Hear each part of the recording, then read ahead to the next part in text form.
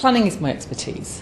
I have been very lucky in being involved in some of the advisory panels to government, where my planning background and all my experience over the last 30 odd years in planning has been used to the full. I've taken elements of the British planning system and used them in numerous presentations around the world. I think the most notable one was in the Cayman Islands, where I was giving a presentation on the planning system, what works and what doesn't work.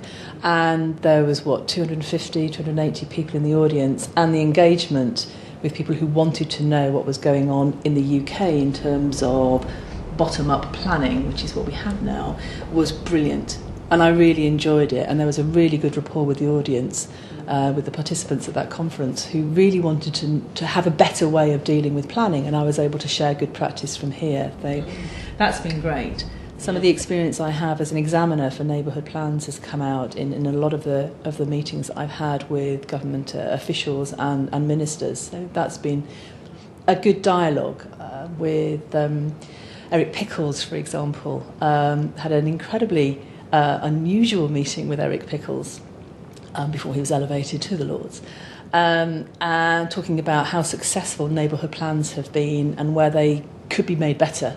That was a good dialogue. I've travelled to Africa this year quite extensively, and it has to be the highlight of my year in office. There have been a number of highlights, and it's really hard to put them in order, but Africa shines because of the history, because of my involvement across the continent, because of my background in Africa.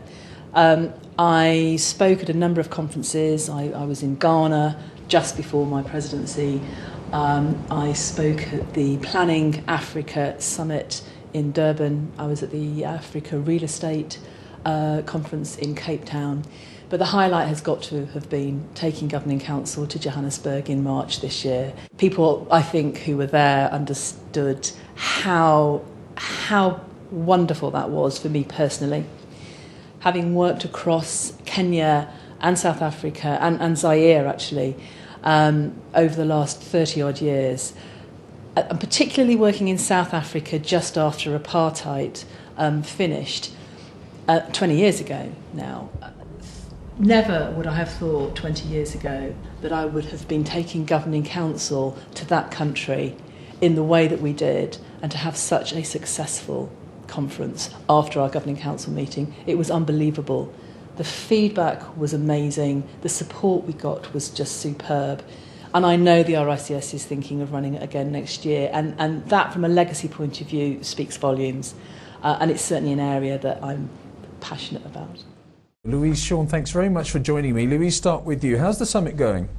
Lindsay, it's going really well. It's the first time that the RICS has been to Africa. We've had a Governing Council meeting. We followed it today with our Africa Summit, which is looking at the future vision of Africa's real estate market. So we've brought together academics, professionals, the industry, market leaders, to share best knowledge, to share ideas, because there's so much going on here. We're really excited about being here. Having a fair position and having a level playing field is something that I've been brought up with. It's been instilled in me. So to come across situations where that isn't the case is a bit of anathema, to be quite honest. People have heard my various anecdotes about, the influences of my life and the scenario that I had when I was a student applying to do mining engineering and being knocked back by the National Coal Board and Equal Opportunities Commission and all the rest of it. But that's shaped how I feel about diversity and about inclusion. It's been important not to be the first, but to actually show the industry that it doesn't make any difference where you come from, what your background is, what gender you are. If you can do the job, great. Gender's got no bearing on it at all, neither social background. The opportunities for anybody wanting to come into this profession are there, and we shouldn't have any barriers whatsoever. But the way that it has been taken up by other parts of the industry, by the RICS, in a very, very positive way, has been phenomenal.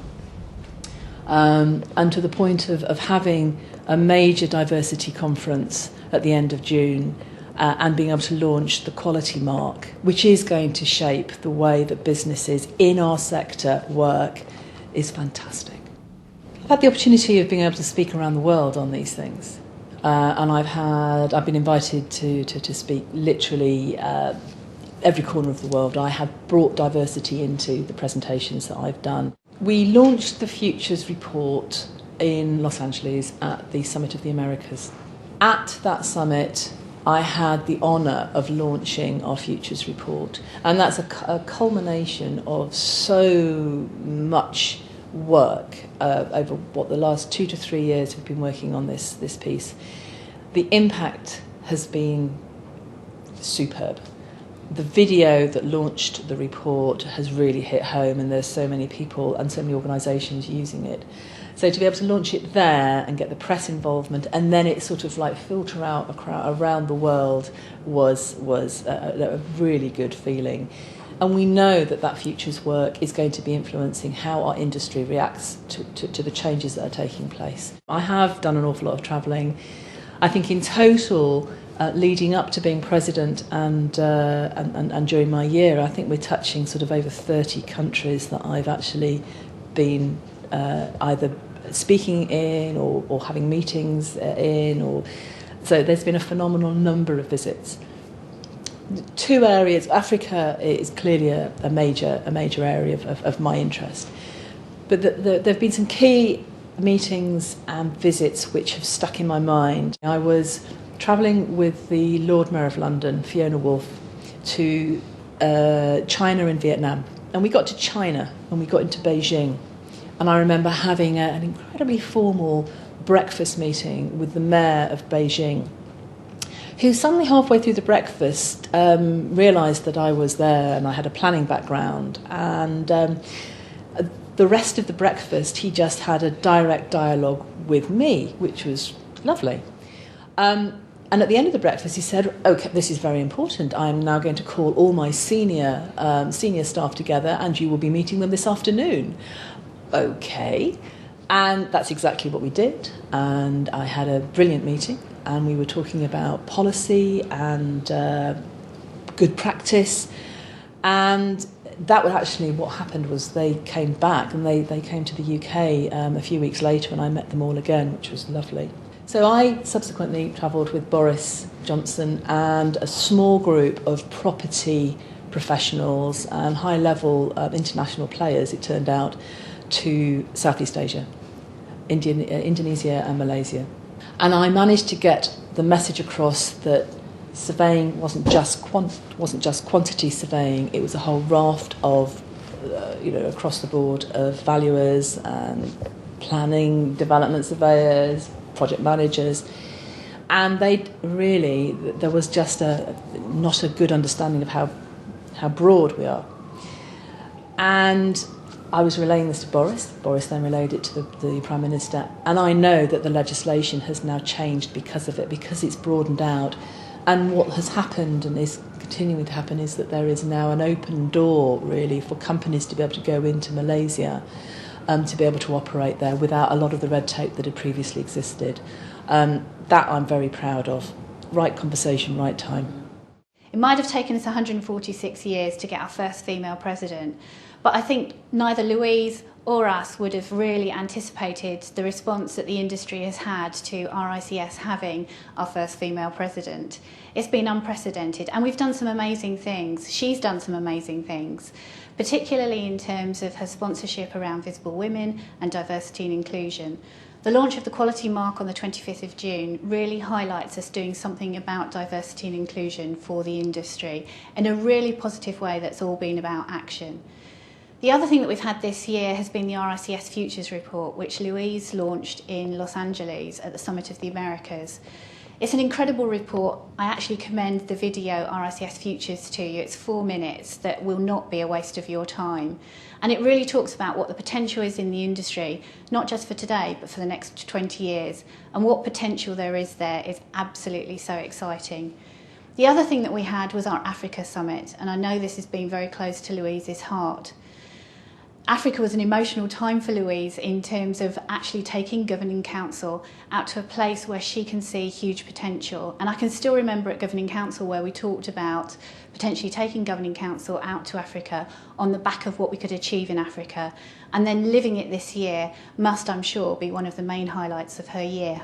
It only took 146 years to elect the first female president. And I think from an RICS perspective, that is really important in terms of our own promotion of diversity and inclusivity within the profession itself. As far as Louise is concerned, she's just been a great global ambassador, like many presidents that we've had before her.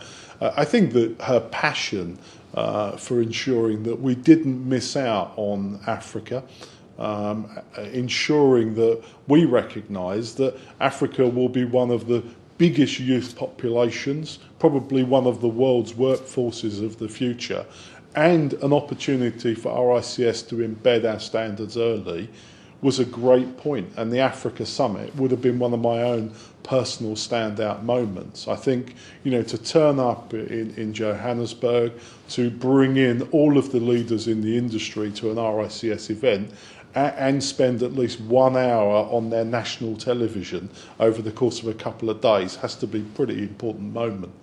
I think, secondly, she really has led, I think, a genuine desire for some pretty significant female chartered surveyors in the profession to raise their own voices. We've had a number of visible women lunches. I think we're encouraging a whole new generation of people to contribute their voice to this in profession. And I think that's a really critical element that Louise has brought to bear.